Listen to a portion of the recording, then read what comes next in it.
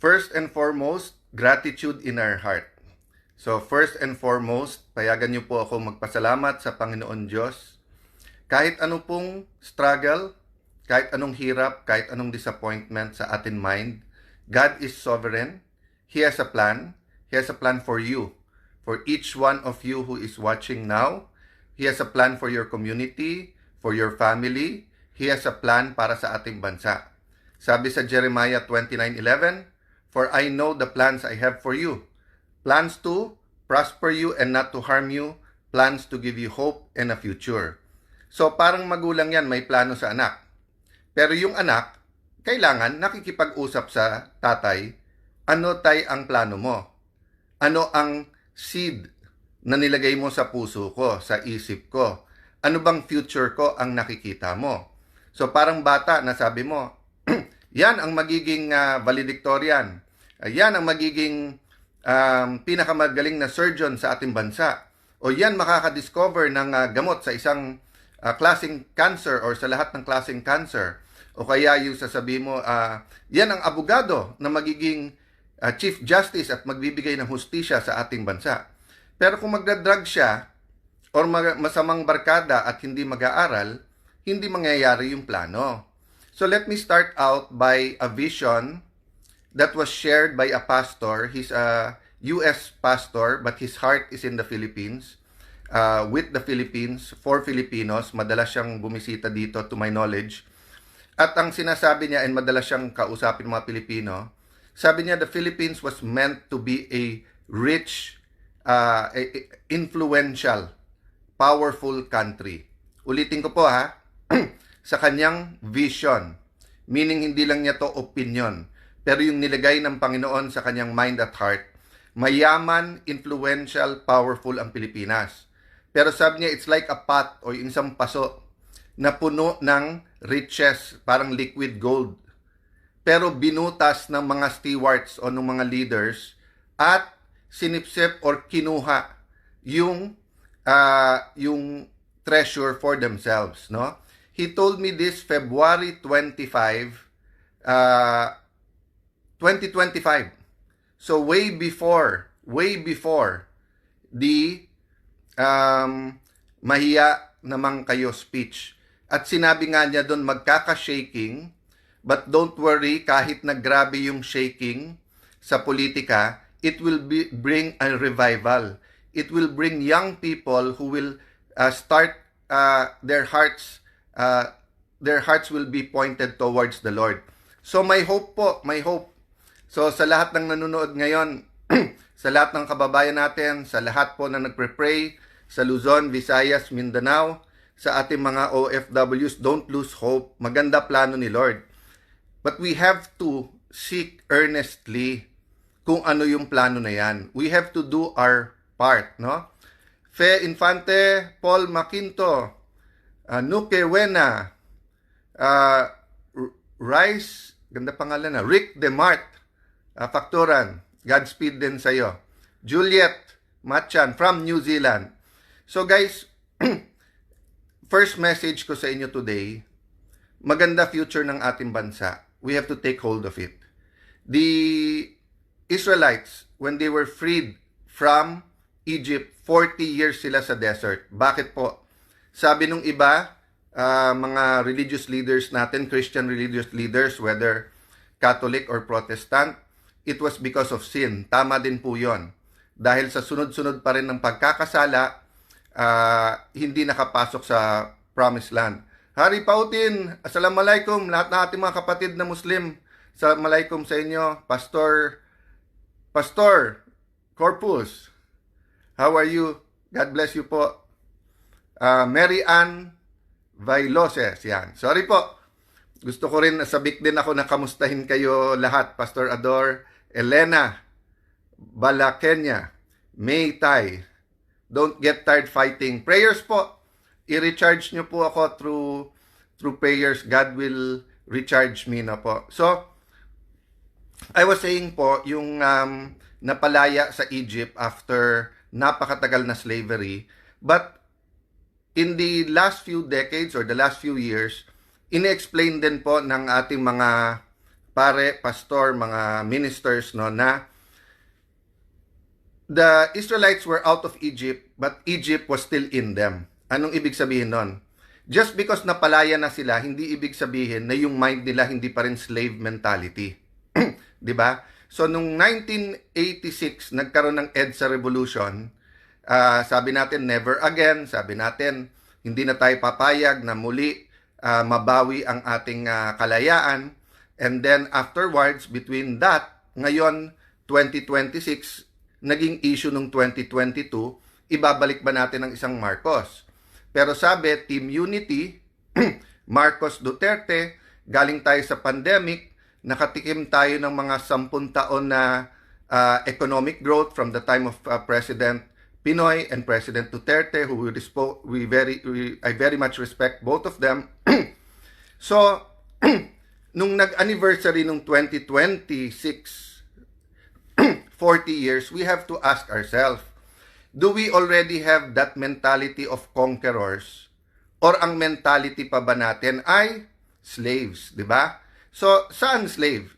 Siguro sa corruption at poverty, di ba? Kung makikita mo, ano ba sistema ng gobyerno ngayon? Una, kuyog, di ba? So, pagka ikaw ay naging oposisyon, vlogger ka man, mayor, congressman, senador, journalist, kung ano man, basta't mag-ingay ka, kukuyugin ka muna. Whether it's through trolls or whether it's through the NBI, whether it's through the departments that are relevant, medyo kukuyugin ka muna. Oo. Kung hindi ka makuha sa kuyog, kakasuhan ka na. Di ba? Pagka nakasuhan ka na at medyo busy ka na, na-realize mo may pamilya ka, may buhay ka, may there are other things in life, 'di ba, that are important to you. Not only building your nation. If you stop there, panalo na sila. So ang pangatlo nila ay ikukulong ka. Kukulong ka. Thank God wala pa naman yung kill. May mga namamatay pero so far hindi pa naman natin sinasabing political assassinations 'yon, 'di ba? At least at the leaders level. It's a pity that at the street level may killings talaga. But okay.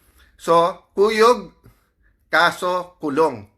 So, dun na sa nagsasabing hindi sila nag-i-intimidate,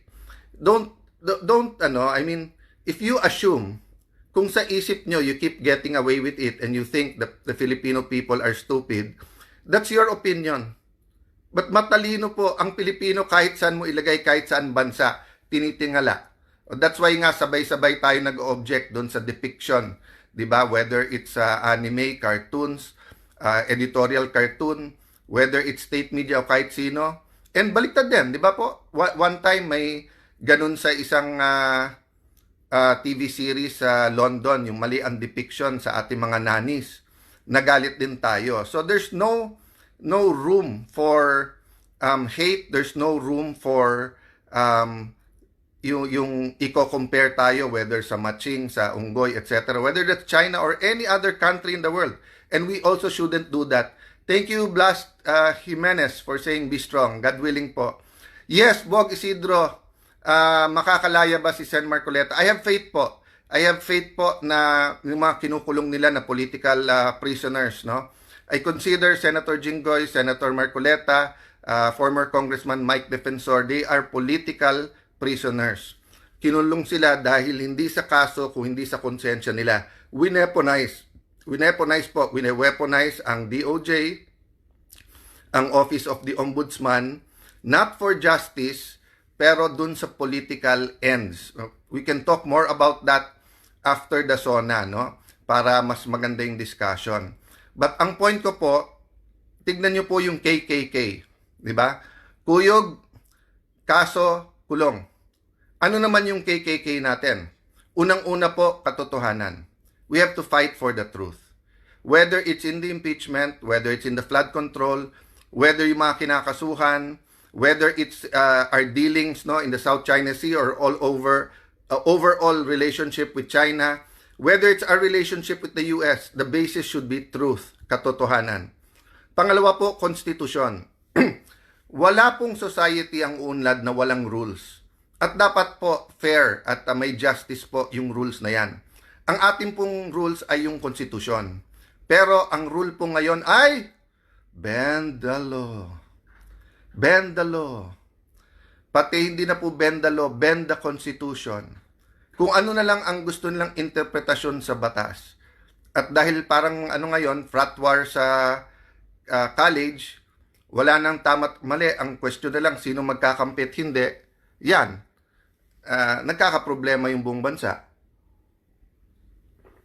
When we bend the law, especially when we bend the constitutions, we weaken our institutions. So ano po yung pangatlong K?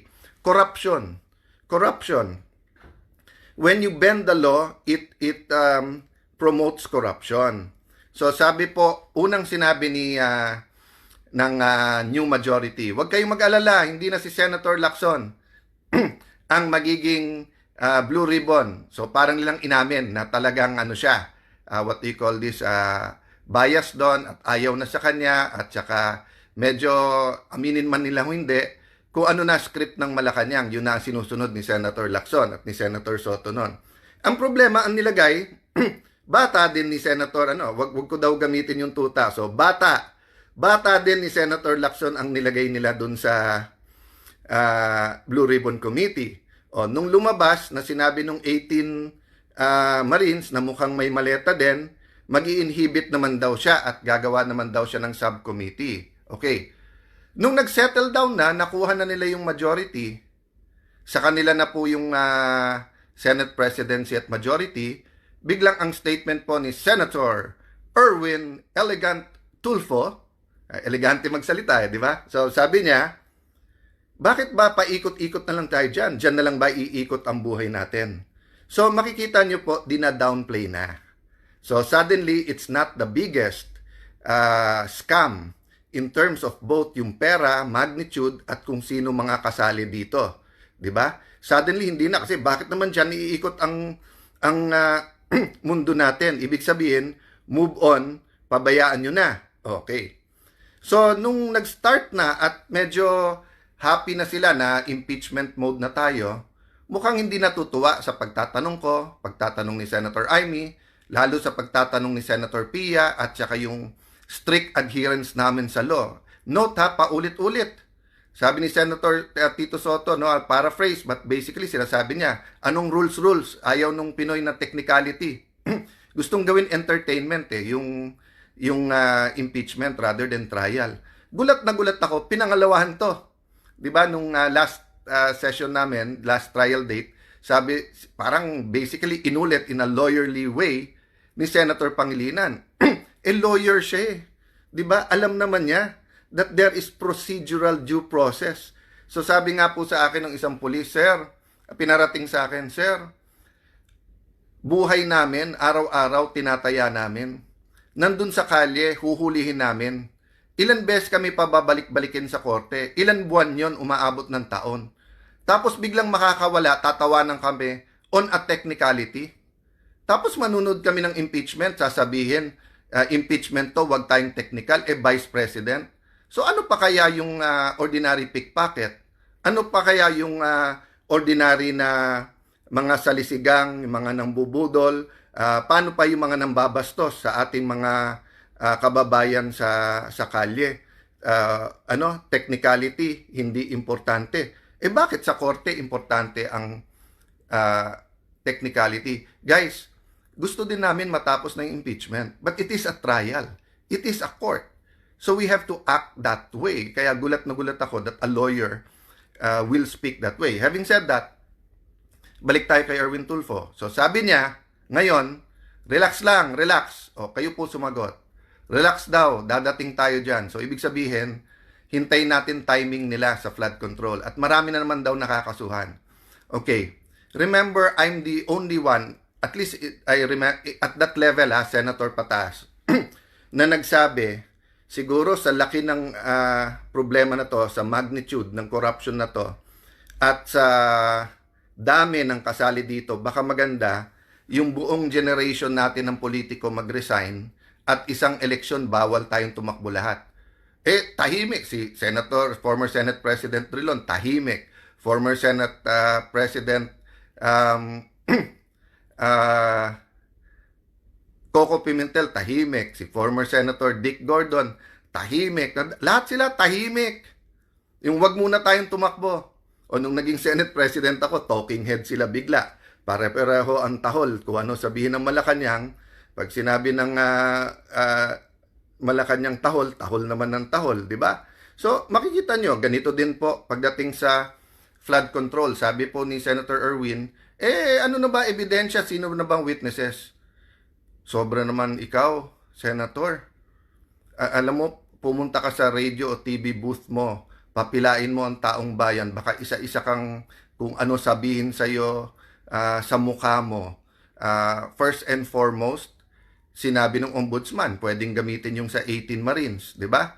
O, tapos iniisa-isa pa. Napakinggan nyo pa kahit once. Hindi, dinidismiss nyo na. O, pangalawa, yung sinasabi po na Bersamin files. O, hindi naman nag-testify na eh. Pati yung key witness na ginagamit ng gobyerno ngayon. Nung sinabing umabot hanggang sa presidente, ang sagot, si Senator Lacson na, hindi na yung witness ang sumagot. Okay. Sinabi natin po sa mga ahensya ng gobyerno, pati DPWH, mag-submit sa atin. Ano ba talaga ghost? Ano po ang mali lang ang pagkagawa? Alin ang substandard? Hanggang ngayon, sinabit ba sa atin? O yung ICI ba, yung NBI, yung DPWH, lahat sila nag-imbestiga, sinabit ba sa atin? Mag-iisang taon na. So pagkakakampi, may pagkakataon na ayusin muna para hindi magmukhang ghost. Ganun ba? O yun ang lumalabas sa internet, sa lahat ng discussion. Kung yan ay 1, 2, 3 buwan, pinagtatanggol ko pa kayong lahat eh. Ang problema hindi na eh. Mag-iisang taon na. Inventory lang. Maglabas lang kayo. Ano ang budget ng 2023, 24, 25? Saan napunta yan? Nagawa ba? Hindi. So, pagdating po sa witnesses, marami po. Siguro kung 4-5 hearing lang po, nakapila na yan. At even kung gamitin natin witnesses yung DOJ at saka yung NBI, DBM, may lalabas dyan. Ang problema, tatamaan si Senator Erwin. Diba? Kaya nga kinakanti-kante, medyo pinopoke bear ni Senator Lacson nung umpisa yan sa isang kontraktor. And then, syempre, sa party list nila. So, napakarami yan. I won't go into details now. But, I want you to think about this weekend. Anong KKK ang gusto nyo? Kuyog, kaso kulong, or katotohanan, konstitusyon, at paglaban sa korupsyon? We have 2 choices. Pray, be active, discuss, kumilos po tayo. Parating na po talaga yung panahon na basta't kaaway nila, ikukulong nila, mga kababayan. Yan na po talaga ang pattern. Kuyog, kaso, kulong. Yung kaso po na yan, targeted na po yan, weaponized na yan. Kahit ano sabihin mo, di kahon na yan. So, ganyan din po sa impeachment. Sabi nila, 2/3, 16. Tingnan nyo po, tingin ko hindi pa tapos yan. Tingin ko may panghihilot pa na mangyayari dyan. Last, bakit yung timing? Kasi po, dapat Wednesday yung botohan, ginawang Monday, dun sa subpoena nung records ng Anti-Money Laundering Council, ng BIR at bangko. Napaka-importante to. Sa impeachment po, both ni President Erap at sa impeachment ni Chief Justice Corona, the bank records, documents like this played a crucial role. Ang problema, pinag-uusapan pa namin whether it's a fishing expedition or kung it passes the test ng pagiging definite, no? Kung ano po yung particulars na hinihingi. So sabi nila, hindi, basta katotohanan, ilabas na. Di ba ang daming tumaas ng kilay nung sinabi ni Senator Erwin na yung 400 million sa SALN niya, more or less, yun yung narinig kong amount. Ang sabi daw is, yung amount na yan, kinita niya nung media. Nagsalita si Jason na napakatagal niya sa media and he was on prime time. Wala pa siyang kilala ni isang media na ganun kalaki kinita. So, pwede na ba natin patawag ang BIR at tignan lahat ng tax ni Senator Erwin? Pwede na ba natin patawag ang AMLA at mga bangko? Ganon din kay Senator Lacson, di ba? Ano yung actual? I didn't really pay that much attention pero parang dumoble yung kanyang SALN tapos sinabi niya sa negosyo. So, we're giving him a chance to explain. Nag-explain siya kahit walang nagtatanong. Pero ang tanong ko, Ngayon ba, pinapakuha natin yung AMLAC? Yung, pinapakuha ba natin yung BIR records niya, yung bank records, or pinapapaliwanag muna natin? Yan ang isang pinag-uusapan ngayon eh. Kaya tayo dinidistract, 'di ba? So unang nagdi-distract, NBI, sausaw ka agad yung DOJ, etong ombudsman, pinipilit kong respeto pero sausaw na din na naman. Oh, and then afterwards, ang Malacanang, kung ano nang sinasabi, hindi kasali dyan yung kakampi nila, kasali yung kakampi. Hindi daw kasali, pero sabi ng ombudsman, bubuksan ulit. So, just do your job and I will honor you kung tama, di ba? Pero kaya sumausaw kagad yan si Erwin. Inutusan din ni Senator Lacson. Bantayan nyo sa impeachment. Yung pag nagtitingin na, ikaw naman, salita ka, di ba? So, happy weekend, just like me. Itanong natin, who let the dogs out? Yung attack dogs, nandyan eh. So, once na nandyan na yung attack dogs, let's not be distracted. Ako, mag-aaral ako. Napakaraming dokumentong dala ko. I started, I think, 1 o'clock, 1:30 in the morning kanina. I'll be doing that today, tomorrow. Pag lumabas yung attack dogs, you're on the right trail. So, ang tanong, who let the dogs out? But mga kababayan, mga mahal kong kapatid, kapwa Pilipino, KKK, mamili po tayo. Kuyog, kaso, kulong, or ipaglaban natin, ilabas ang katotohanan, itanyag po natin, ipaglaban natin yung spirit and letter ng konstitusyon, at tanggalin na natin ang korupsyon. Yun na lang po choice natin. So, maganda plano ni Lord. Sana yun ang piliin natin. Have a good weekend, everyone. God bless you.